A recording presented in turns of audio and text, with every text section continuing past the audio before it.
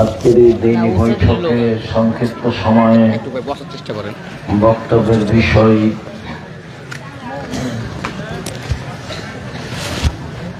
সুদ ও ঘুষ।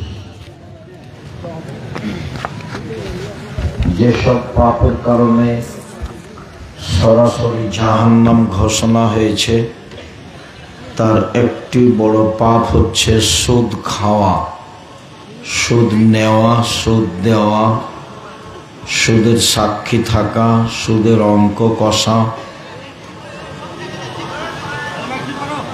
রাসূল সাল্লাল্লাহু আলাইহি ওয়াসাল্লাম বলেন, 7 শ্রেণীর মানুষ ধ্বংস হবে, ওরা জাহান্নামে যাবে। তার এক শ্রেণীর মানুষ হচ্ছে সুদ খায় যারা। আবু হুরায়রা রাদিয়াল্লাহু তাআলা আনহু বলেন, রাসূল সাল্লাল্লাহু আলাইহি ওয়াসাল্লাম বলেছেন, 7 শ্রেণীর মানুষ ধ্বংস হবে, ওরা জাহান্নামে যাবে।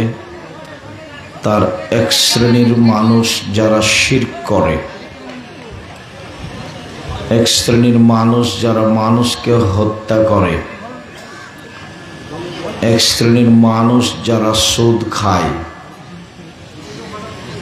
এক শ্রেণীর মানুষ যারা এতিমের সম্পদ অন্যায়ভাবে হরণ করে, এক শ্রেণীর মানুষ যারা মানুষের ওপরে অপবাদ লাগায়, মানুষের বদনাম করে, এরা সবাই জাহান্নামে যাবে। একথা রাসূল সাল্লাল্লাহু আলাইহি সাল্লাম বলেন। তার একটি হচ্ছে সুদ খায় যারা। আল্লাহ তাআলা বলেন, ওয়াহাল্লাল্লাহুল বাই'a ওয়া হাররামার রিবা। আল্লাহ তাআলা চিরদিনের জন্য সুদকে হারাম করেছেন আর ক্রয় বিক্রয়কে হালাল করেছেন। কথাটা এমন কেন? পাশাপাশি এইভাবে উল্লেখ হলো কেন? এক শ্রেণীর মানুষ দুনিয়াতে বলতে চেয়েছে যে সুদ খেলেও টাকা বেশি হয় আর ব্যবসা করলেও টাকা বেশি হয়, তো দুটাই একই। অতএব যদি ব্যবসা জায়েজ হয় তাহলে সুদও জায়েজ হতে হবে। কেন? সুদ খেলেও টাকা বেশি হয়, ব্যবসা করলেও টাকা বেশি হয়, তাহলে সুদ হারাম হবে, ব্যবসা হালাল হবে কেন? এই কথার উত্তরে আল্লাহ তাআলা বলছেন যে আল্লাহ সুদকে হারাম করেছেন আর ব্যবসাকে হালাল করেছেন। তো রহস্য কি? টাকা তো দুটাতেই বাড়ে, ব্যবসাতে বিনিময়ে বাড়ে।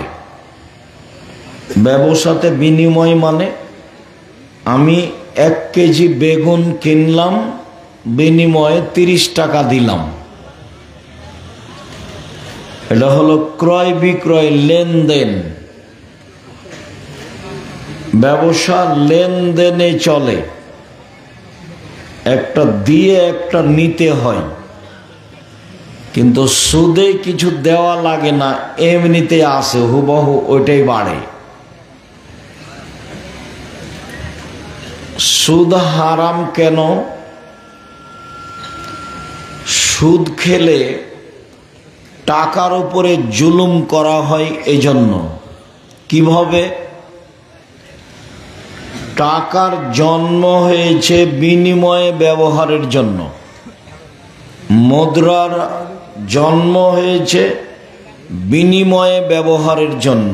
বিনিময়, 5 কেজি চাউল কিনলাম, বিনিময়ে ডলার দিলাম। 10 কেজি গম কিনলাম, বিনিময়ে রিয়াল, দিরহাম, টাকা দিলাম। তাহলে মূলত মুদ্রা জন্ম হয়েছে কেন? বিনিময়ে ব্যবহার হওয়ার জন্য।